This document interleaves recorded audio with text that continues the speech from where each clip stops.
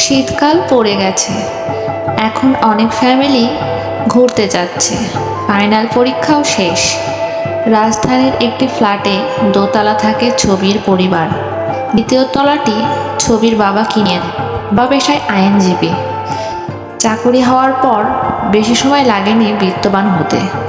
বিয়ে করে যখন এই ফ্ল্যাটে আসেন, মাসখানেকের পরে এই দ্বিতীয় তলাটি কিনেন।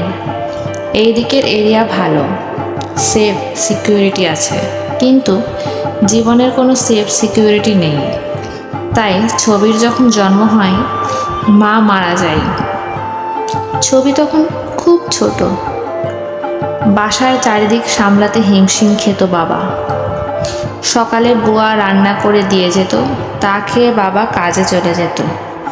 ছবিকে দেখার জন্য ছিল আরেকটি মাসি। মাসি সারাদিন ছবিকে দেখে রাখতেন, কিন্তু রাতে থাকতেন না।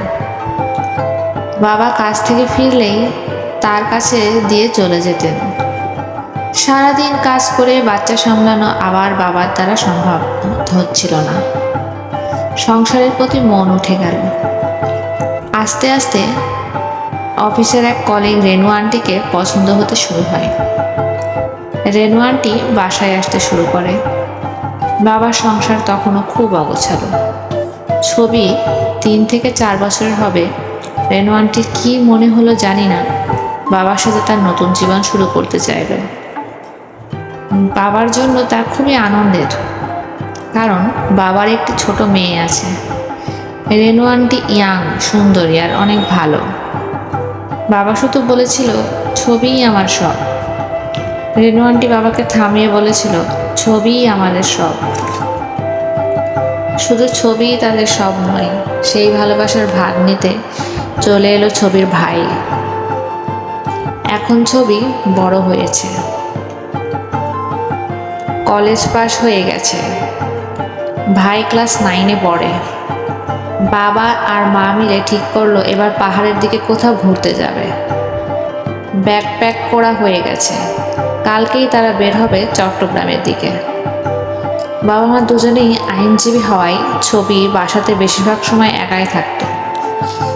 ভাইয়ের সাথে কিন্তু তার অনেক ভাব, কিন্তু পড়াশোনার ক্ষেত্রে ছবি ভাইকে কিছু বলতে পারে না, কোনো উপদেশ দিতে পারে না।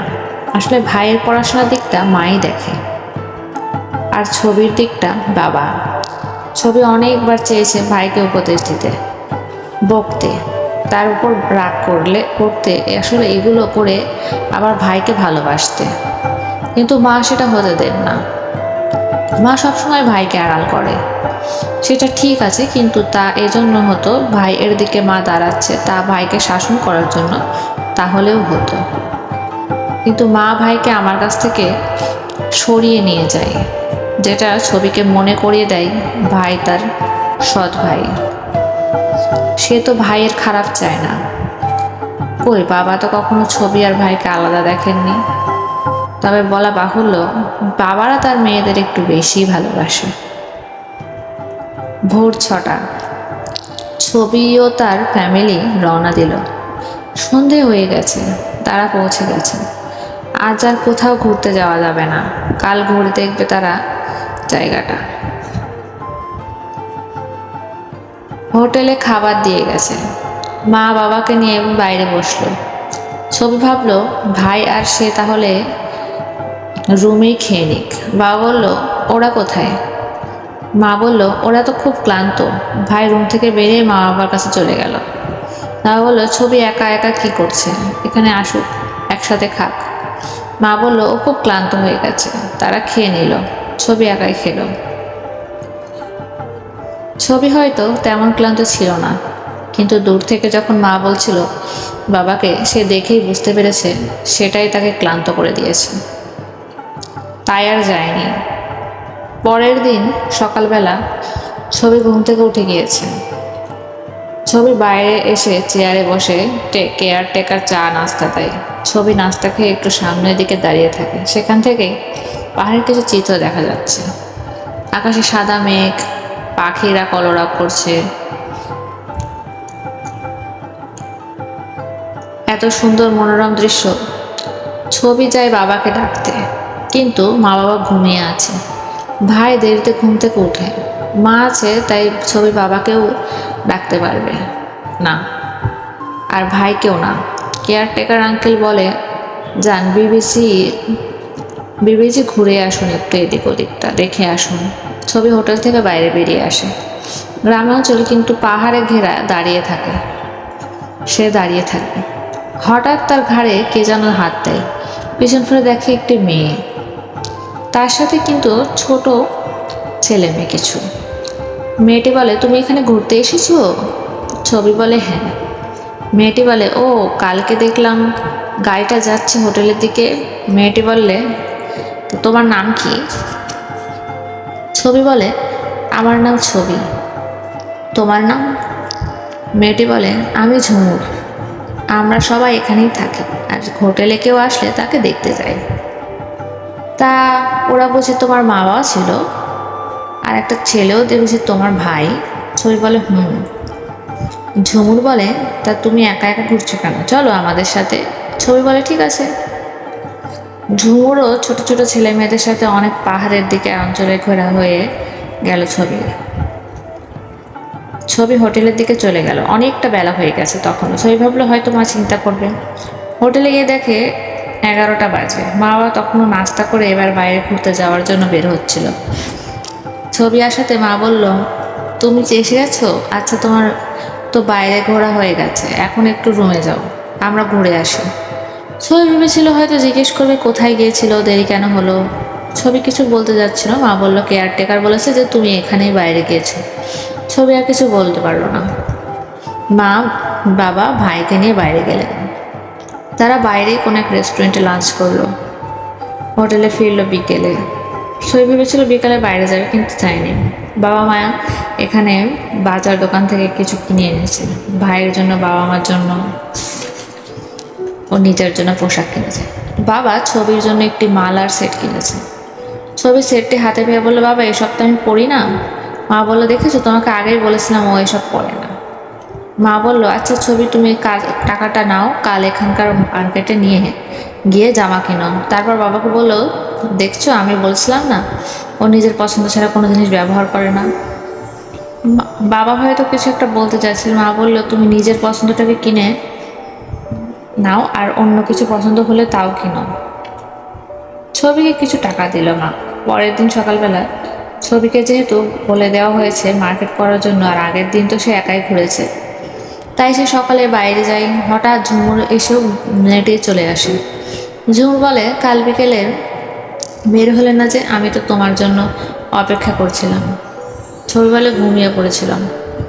ঝুমুর বলে, দূর, ঘুরতে এসে কেউ ঘুমিয়ে পড়ে, সময় নষ্ট করে? ছবি একটু হাসে। আসলে সে তো চেয়েছিল বাইরে আসতে। আজকে ঝুমুরের সাথে ছোট ছেলে মেয়েগুলো নেই। ছবি বলে, ওরা কোথায়? ঝুমুর বলে, অন্যদিকে খেলছে। ঝুমুর বলে, আজ কোথায় যাবে? ছবি বলে, মার্কেটে। ঝুমুর বলে, চলো, আমি নিয়ে যাচ্ছি। দুজনে হাঁটতে থাকে। তারপর ঝুমুর জিজ্ঞেস করে, তোমার বাবা মার চাকরি এখানে চাকরি করে? তুমি বড় লোক অনেক, তুমি কি খুব বড় স্কুলে পড়ো? ছবি বলে, হ্যাঁ, বাবা মা দুজনে উকিল, আর আমি স্কুলে পড়ি না, কলেজে পড়ি। এখন কলেজ কমপ্লিট হয়ে গেছে, গ্র্যাজুয়েশন করতে বিদেশে যাব। এই ছুটি এখানে কাটিয়ে বাড়ি গিয়ে সেখান থেকে বিদেশে চলে যাব। আর উনি আমার সৎ মা। আমার জন্ম দিতে গিয়ে আমার মা মারা যায়। ঝুমুর বলে, দূর থেকে তো দেখে মনে হচ্ছিল কত সুখী একটি পরিবার। ছবি বলে, আসলে শুধু টাকা পয়সা থাকলে সুখী হওয়া যায় না। আচ্ছা, তোমার বাড়িতে কে কে আছে বলো? ঝুমুর বলে, এই তো বাবা মা, ভাইয়া, আমি। ভাইয়া রাজধানীর একটি কলেজে পড়ে।